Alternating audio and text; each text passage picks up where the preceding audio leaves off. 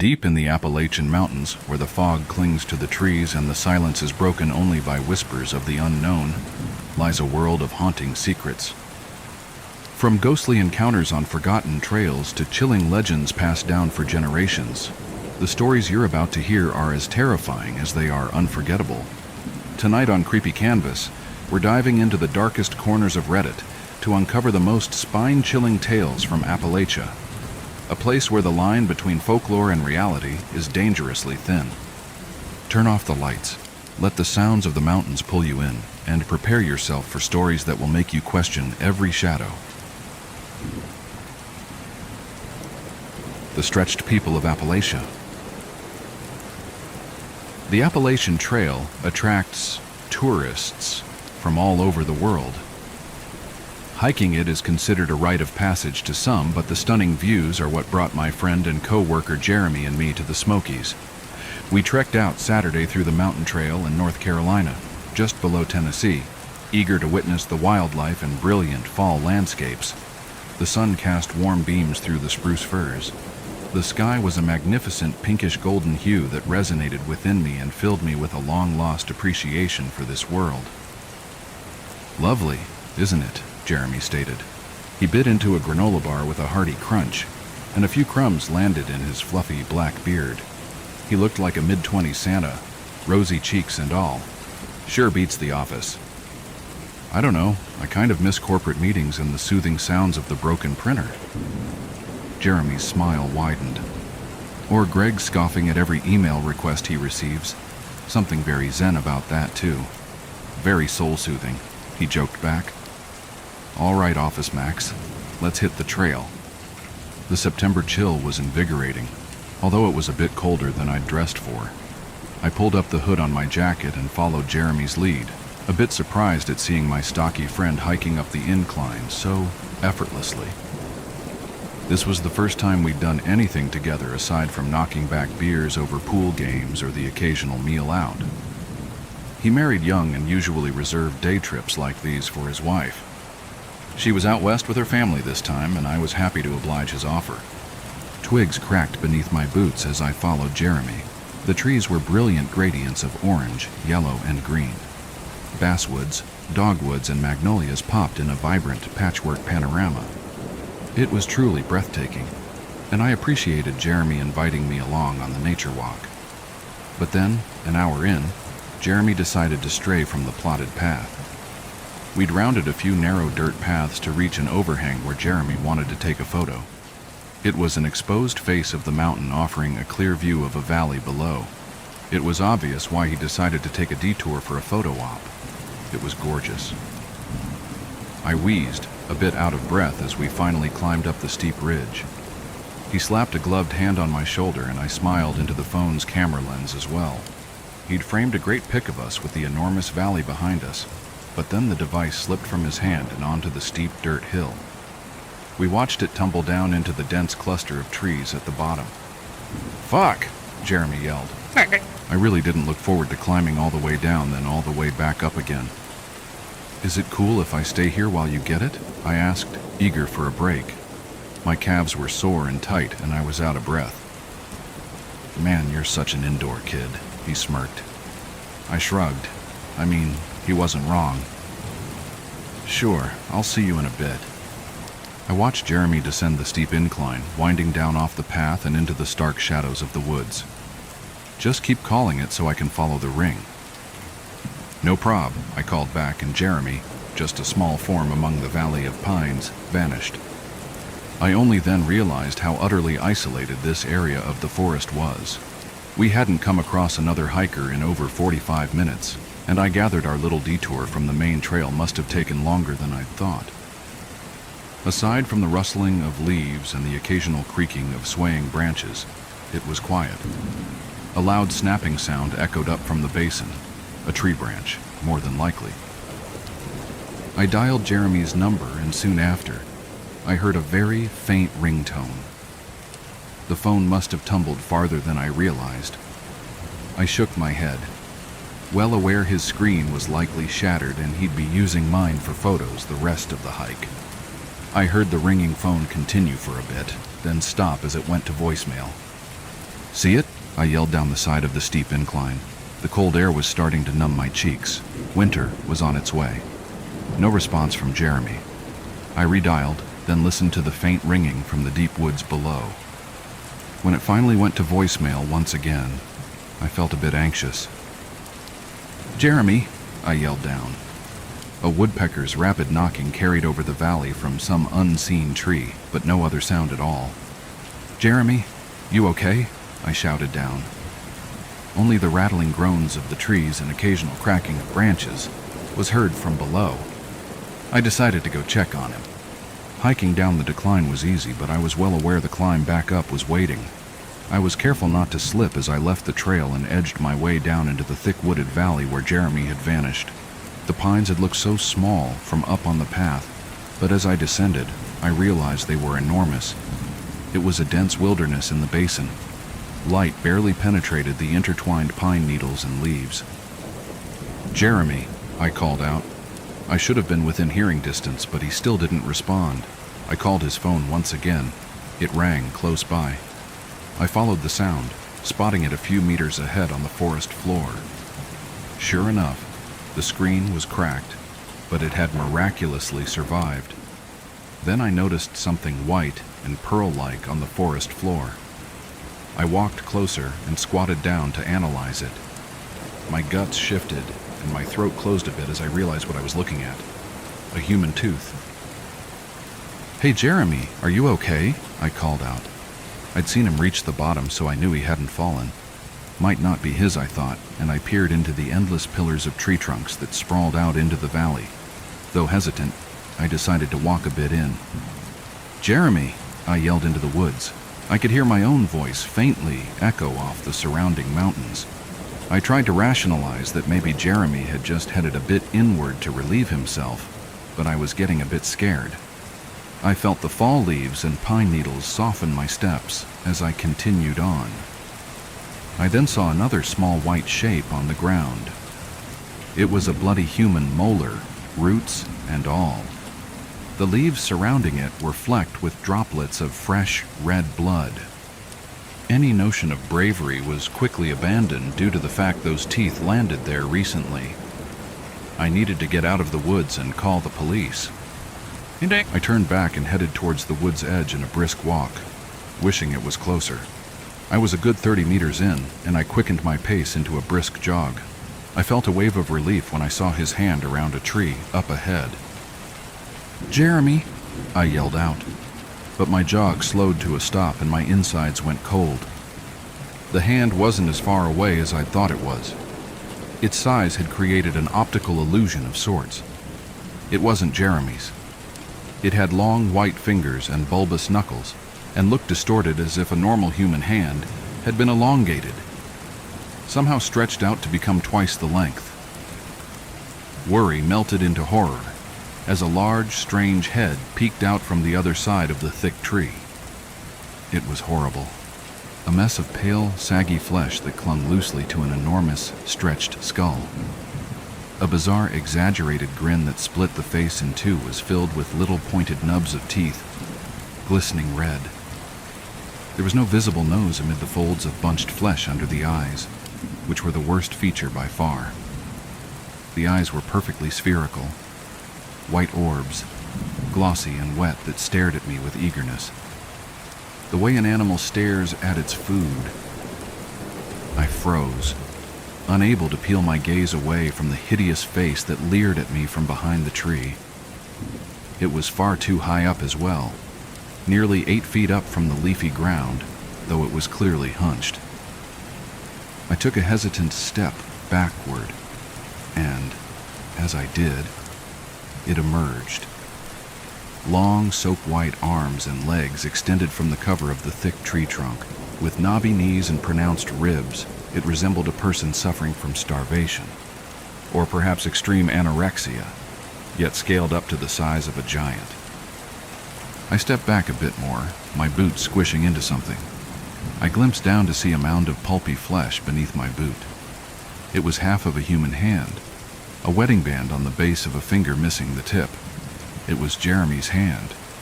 I then heard what might have been misconstrued as the wind bending those tall trees. That thing was making the sound. It took a long stride in my direction, the horrible gash of a grin dripping strings of saliva in anticipation. I ran. My heartbeat pounded in my ears as I fled. Adrenaline pumped through me as I ran deeper into the dense woods, away from that horrific giant. Wisps of ragged branches scratched my face and snagged my jeans. I soon passed shreds of clothing, chips of bone, and clumps of hair. I ran past stripped finger bones and even a meatless femur. All that remained of Jeremy were the inedible parts. I was going to die in those woods. I slowed my pace when I saw movement up ahead in the distance. Two naked figures, slender, absurdly tall, and terribly deformed, stalked the woods with the same wide, bulging white eyes and hideous grins. They hadn't spotted me yet. My heart was pounding so hard I feared they'd hear it. I looked back, seeing that long-limbed thing striding forward. I was pinned. My only chance was to hide. I frantically scanned the area and found a wide-trunked tree that looked rotted and hollowed near the roots. It seemed like the best shot, so I raced over and squeezed myself into the hollowed base of the tree, ignoring the tearing of my jacket and the burn from scraping my skin in the process. I hushed my breathing and waited as still and as quietly as I could. A few minutes later, the sound of cracking of twigs and crushed leaves drew closer. I watched through a gap in the bark as panic flooded my mind. That strange vocalization sounded once again, followed by another voice from further out in the dense forest. They were communicating. A few other rattles, throaty sounds were made before I heard the sound of footsteps continue on, getting quieter and quieter as they continued on into the woods. I breathed out in relief, but then the view to the woods was blocked by a long, horrific face. One of those things had leaned down to look into the open gap and was now staring directly at me, just a foot away. It was enormous, twice the height of my own head. Those milky white eyes stared at me, and I was sure these were my final moments. The dripping smile of that creature quivered, and it cocked its head slightly to the side. After a few seconds of reeling from the horror of its presence, I understood it wasn't seeing me at all. It was blind. Its breath was rotten and gamey. It wheezed through those small, sharp teeth and stared at me with those unseeing eyes for a few minutes, but it eventually stood, vanishing from my view. I then listened to the leaves rustle as it walked away, off to some other section of the vast forest. I stayed in that hollow of the trunk for maybe an hour before I finally braved peeking out. They were gone.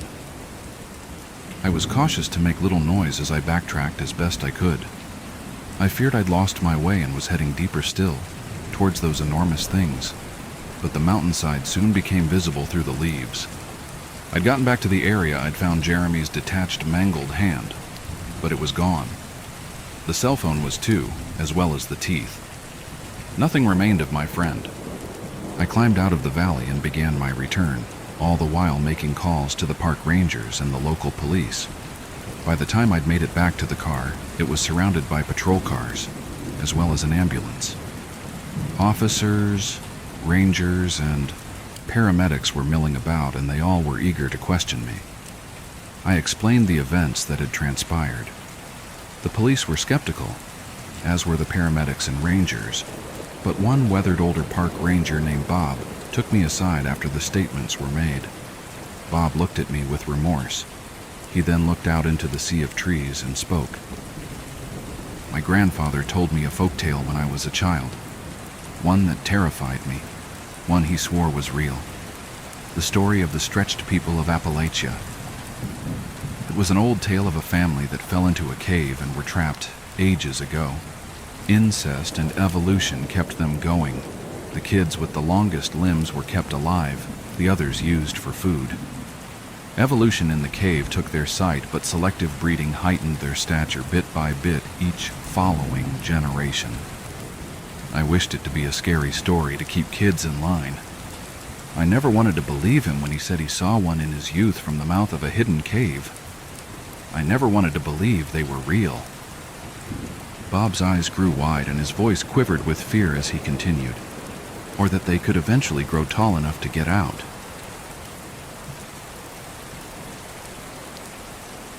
Let me tell you what I saw in the Appalachian Mountains. Hello all. Originally I'm from West Virginia. I moved around between the Appalachian and the Midwest some as a kid. Between the ages of 10-13, I lived in rural Kentucky, in the foothills of one of the oldest mountain ranges on the planet. I lived with my dad and my grams. We lived in what we call a holler. Think of it like a cul-de-sac in between a set of foothills. We lived in the middle of the neighborhood with nothing but family on both sides. No one lived across from us or behind us because of the foothills. When I moved in, my grams had some rules I had to follow. At the time I chalked them up to hillbilly stranger danger. There were things like don't mess around with the wild animals, don't go out into the woods alone. Then they got a little weird. Don't whistle. If you hear your name, don't answer and don't go to it. And if you see someone in the woods, you might know. No, you didn't, and just come home. This experience happened in August when I was 11. My dad and I had a mowed path through the tall grass and berry bushes to the left of the double wide we lived in. We camped out there a lot because it was close enough that we could check on my grams. Now, when you're in the woods, things are louder than you think. You have animal life, bugs chattering, wind through the trees and grass. There was a stream that ran along the road you could easily hear. That night, we added the campfire to that list. My dad decided to go back up to the house about a quarter mile to get more beer and to check on grams. Before he left, he told me not to mess with the fire. After a few minutes of watching the fire, things started to get quiet. Like, real quiet. The wind had all but stopped, bug and animal sounds were all gone, and the stream sounded like it was miles away. I was getting uncomfortable even though I've been left at the campground before like this. Then I started to smell and taste it. It was in the back of my throat out of nowhere, this awful metal tang. After a few more moments of dread, my dad came back. He was mad right away, said he could smell burning metal coming up the trail. He accused me of tossing beer cans in the fire. I told him I didn't, and even pointed to the fire to prove it. He said there was a storm coming in, and we needed to get back home, and he let it go. We left the tent and started our way back. Now, the very cool, but very weird thing about lightning in woods this dense is when the lighting hits it lights up everything like the middle of the day. Well, up until the front of the trees. After the first set of trees, it's pitch black. There are no street lights, and unless you have lights on your property, it's completely black. So it's pitch black, lightly raining, and other than the dim lights from the house windows, there's nothing. I'm eating watermelon as one does in August in the mountains when the first clap of lighting hits. Everything is as bright as it can be. After the second passes, it's black as pitch aging. Next clap of lighting comes, and that's when I kind of see it. On the porch, past the yard, over the stream, past the road, and the ditches on either side just past the first line of trees, I could see the silhouette of it. Then it goes dark. This is also when I can't start to taste that same awful burning metal. I'm not really sure what I saw, so I just kind of stay still. It's a few moments before the lighting hits aging. The figure is now closer, standing side by side to the trees. Then it's back aging. I'm standing now, not sure what to do. It's been 20 years to this day, and I've tried, but could never fully describe what I saw. This thing's head wasn't proportioned to its body. The arms were too long and the torso didn't fit right. It was like if you asked a blind person to draw what a person looked like. It just didn't look correct. Once the lighting hit aging, the thing is standing in the middle of the road. Not wanting to see this thing get any closer, I go inside. My grams is doing dishes and ask why I'm inside. I tell her I think I saw something. She almost immediately gets my dad on his feet, telling him to shut and lock all the windows and doors. My dad, vaguely drunk, obeys. That night I sleep with her. The next day we discover the tent door is torn off. It didn't look like an animal, things weren't cut or shredded, but looked like someone took and pulled it apart. My uncle, who lived a mile or so up, had all 8 chickens killed, heads gone, no blood. The next few weeks all the kids had to wait for the bus with an adult. My dad had to be late for work for almost 3 weeks. Anytime I tried to talk about it, I just had the subject change. I just figured I was a kid, and it wasn't important or real. It wasn't until years later I finally understood. I was in my early 20s and some cousins were in town for Halloween. As I was telling this story, my aunt get irate with me saying, "Don't you tell them that. Don't you put that evil on them." After I couldn't help but think back on all the times I tried to talk about it and how I was shunned. My kid mind not realizing it wasn't as simple as a subject change, but then actively shushing me. Once I started dipping my toes in Reddit, I realized there was a name for this fucking thing. The same name my auntie had called it that day at the party, and other people have seen it. The Goat Man. What bothers me the most is how to this day I couldn't describe any feature, nor have I ever tasted that awful, burning metal taste. So friends, if you ever find yourself in the foothills of Kentucky, please remember my Graham's rules. The Appalachian Horror. I grew up in southern Appalachia in western North Carolina, 30 minutes outside of the town of Asheville. The hills and hollers of the Appalachian Mountains are some of the oldest mountains in the world, with some of the rock formations dating back over 1 billion years. That quite literally means they were here before there were terrestrial animals. As with most things that have been on the earth a long time, there are inexplicable anomalies, both benevolent and malevolent. For example, the brown mountain lights. Never in my life have I felt threatened or uneasy when witnessing them from Wiseman's view. They're neither good nor evil, they just are. On the benevolent side, sometimes when you walk through an abandoned old church up near Mom and Dad's property line, you can feel good, warm, and happy energy. It's like that first warm day of summer when the sunshine is not too hot, but it's not cold. Well, this story is not about one such anomaly. It's about something that was definitely malevolent. About a decade ago, I was in night school up at AB Tech, going to school for automotive mechanics. I would go into class at about 2 p.m. after I got off my part-time job, and I would end up getting home about 10:30 p.m., depending on traffic.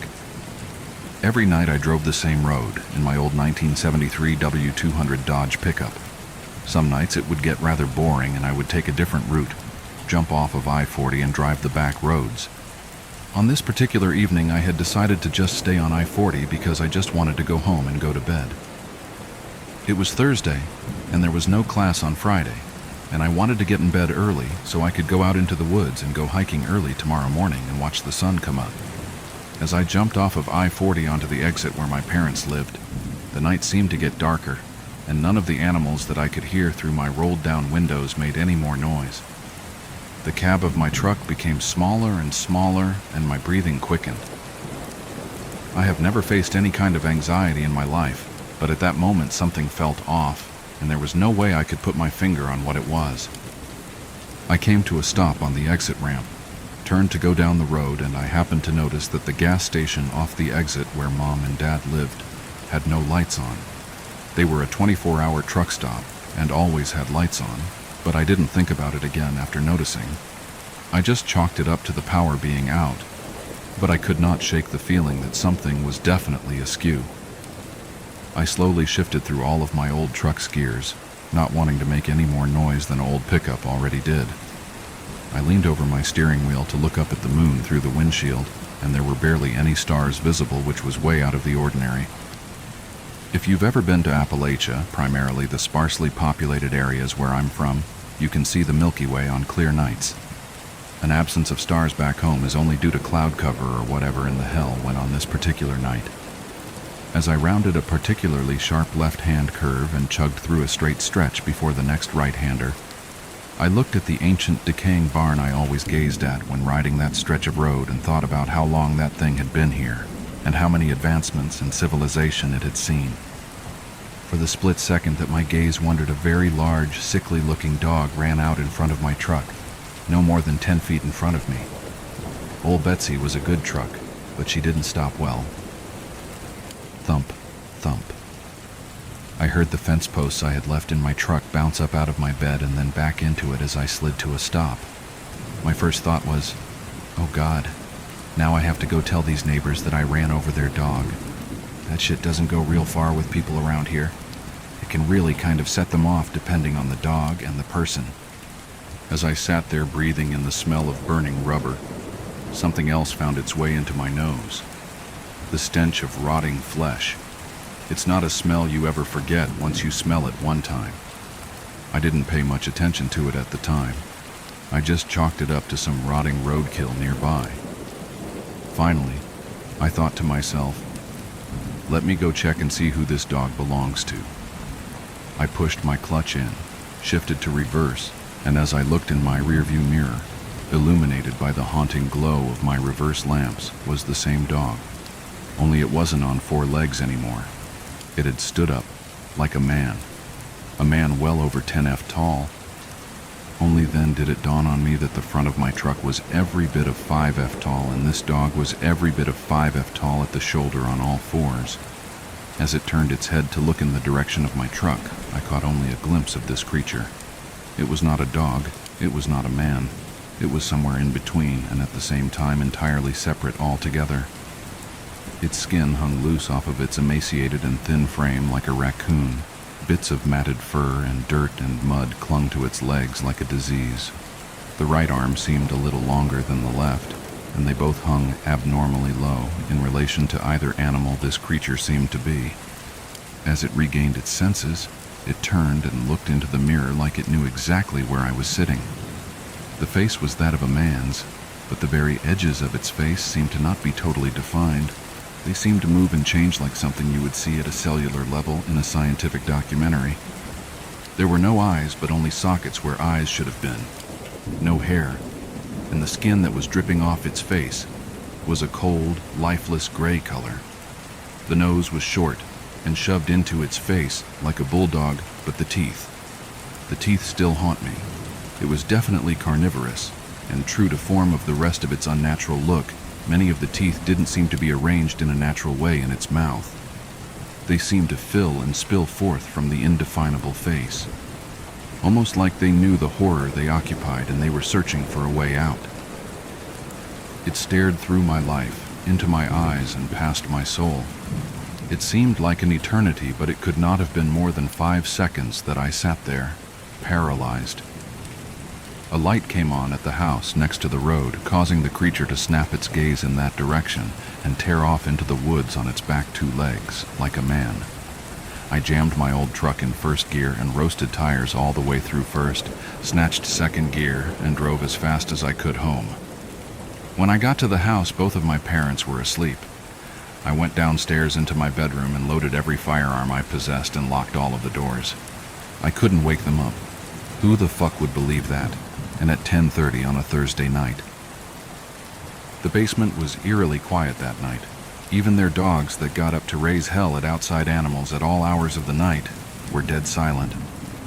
The old post and beam house didn't even creak or pop that night, as was usual. At about 3 a.m., I started to finally get drowsy, and as I went to lay my head down to get some sleep so I could still attempt to go hiking the next morning, I smelled the stench of death again. It was faint at first, but it was definitely there. I thought to myself, you're just going crazy. None of that shit was real. But as I dwelt on it, it became more and more noticeable until it filled the entire basement.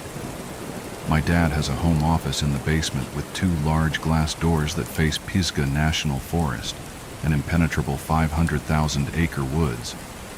I finally worked up the courage to walk out of my bedroom and into the basement living room, with my little tactical 12-gauge, loaded tack light on. I covered the flashlight with my hand so as not to make my presence known until need be, and as I turned right out of the living room into my father's office, I shined the light through the glass doors, and at the edge of the woods, there stood the creature. It was motionless. It stared right into the light, unafraid, with those soulless sockets, devoid of eyes. I quickly covered my tactical light, ran into the living room, flipped on the outdoor floodlights, and to my surprise, it was no longer standing at the edge of the woods, but between the house and the edge of the woods, still motionless. I swung the door open and fired every round I had in its direction. I must have scored a couple of hits because it screeched an unearthly scream, like that of a woman being slaughtered as it took off into the woods. The dogs went crazy. Mom and Dad woke up asking me what the hell I was doing. I told them that a bear had gotten into the trash and I was scaring it away. They didn't believe me, but I knew they wouldn't believe the truth either. I didn't sleep that night, or any time until the following Sunday. Everything seemed to return to normal, and I didn't think about the creature again until I met my wife about 6 years later. Her mother's house sits at the mouth of the holler, no more than 4 or 5 miles up the road from my mother and father's. Up on the side of the holler there are kennels for her brother's hunting dogs. No longer in use and haven't been in years, but the fence is still there and the concrete pad is still there. It's a thing of great use when you need to quarantine an animal. Her Great Pyrenees had gotten into a tussle with a raccoon, which of course he destroyed, but his rabies vaccination had lapsed, so we had to keep him quarantined for a time. It didn't bother him. He kind of likes solitude. This particular night that we were coming home from a movie date in a neighboring town was the last night of quarantine for him. So we walked up the trail using our phone flashlights to get to the kennel, and there he sat, patiently waiting, tail wagging, happy to see us. Mate! We put him on a leash and started walking back to the house with him. As we were walking back through the darkness, I started to feel the same feeling I had felt the night I hit the creature in my truck. I didn't say anything so as not to alarm my wife, but then the smell came wafting in on the breeze. She jokingly asked me, "My God, what did you eat? You stink." I half-assed laughed, not being able to fully appreciate the joke for the horrors that raged within my mind. She immediately caught on and asked me what was wrong, too, which I could only reply, "I'll tell you later." She grew up in the woods and around hunting and things of that nature her whole life, so she knew what I meant. She knew we were being watched by something. When we could see the lights of the house from the trail to the kennel, we heard it. There came barking from the kennel that sounded just like the Great Pyrenees we had on a leash next to us. It was a perfect imitation.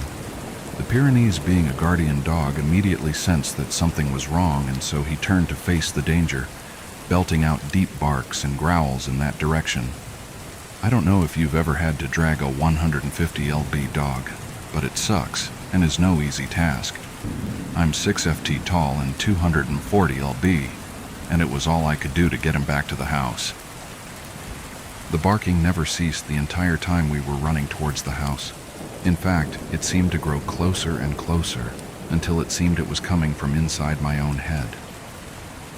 Her mother heard the commotion and flipped the floodlights on as we made it into the fence of the yard, and I caught a glimpse of something coming to a dead stop at the end of where the light reached, wheeling around and tearing off back into the darkness. My wife looks at me and goes, "You want to tell me what the fuck that was?" To which I replied, "Yes, let's go inside." I told her the story and she listened intently, hanging on every word. Her family came from a long line of granny witches and other supernatural healers of the Appalachians, so her older sister came over the next morning with some herbs and chants to bless the property and to ward off evil. I suggested we go up to the dog kennels and do them as well. When we got to the kennels, they were completely destroyed. The very concrete foundation was cracked and the chain-link fence was torn off of its posts. The dog houses were destroyed and the place reeked of the stench that followed the creature. My wife's older sister just went about her business like normal, blessed the place, burnt some herbs, and led us back into the property. When we got in the house, she wheeled about on us suddenly and instructed us very firmly to never go into the woods after dark. Not until this thing left me alone. To make a long story short, my wife joined the military, and she ended up getting stationed in Delaware. Well, as someone who's lived around fairly large mountains and endless wilderness their entire life, Delaware is pretty terrible. At least that was my thought when we first moved into the middle of a 50,000 plus population city. Fortunately though, it didn't take us long to find a house in a sleepy little community further south. We purchased the house and moved in with haste. We were both very grateful and glad to be out of the city and into a rural setting again. The land in Delaware seems lifeless in comparison to Appalachia. The sparsely populated woods don't possess any energy that goes one way or the other. The ground doesn't seem to be alive like it is in Appalachia. Having not thought about the creature in a long time, I resumed my staying outside after dark and playing with our dogs in our rather large yard that borders a small patch of woods. Well, last night I went outside to play with the dogs, and as dark set in, I built a decent-sized fire in my fire pit and consumed some good old-fashioned Appalachian Mountain cough syrup from a mason jar, and just as the fire was dying down, my American bulldog tore off towards the woods. He has a habit of running off to go on adventures, so my immediate instinct was to chase him down in the yard and tackle him so he could not get away. As I tackled his 110 Doberby ass to the ground and threw him in a fireman's carry over my shoulders, I heard him begin to bark. Only, the bark was not coming from him. The only sound coming from him was a deep, rumbling growl, a noise I've never heard him make. It was a threatening noise. Something was definitely wrong, and as I ran with him on my shoulders back to the house, the stench of death again began to fill the air. The two other dogs must have caught wind of what was happening and met me at the back door, which I threw open, slammed shut, locked, and again loaded my firearms. How the hell could this thing have followed us 650 miles up here? As I flipped my floodlights on at the backside of my house, several of the bushes and small trees at the forest's edge were still shaking like something had just run through them. My dogs went crazy all night, barking and howling and attempting to get out the windows. I didn't sleep a bit, and I don't think I will for a while. I know for sure I won't be in the woods after dark ever again in my life, not until this thing is gone.